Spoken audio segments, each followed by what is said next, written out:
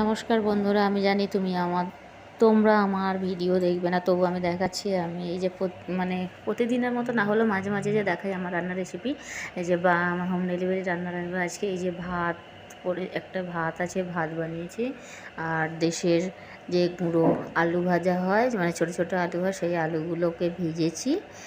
আর আলু ভাজা আর কি হয়েছে, অনেকে ছোটো ছোটো করে চিড়ে চিড়ে করে এরকম গোল গোল করে কেটে আমার খুব ভালো লাগে, তাই জন্য ওরকম গোল গোল করে আলু ভাজা করেছি।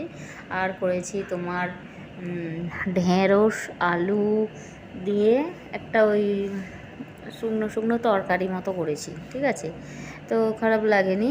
আর করেছি মাছের ঝোল, আজকে ওই ঢেঁড়স আলু করেছি শুকনো শুকনো তরকারি, আর এটা করেছি মাছের ঝোল করেছি। তো মাছের ঝোল আর হ্যাঁ যে বন্ধুরা তোমাদের দেখাচ্ছি, দেখো ঘুরিয়ে ঘুরিয়ে।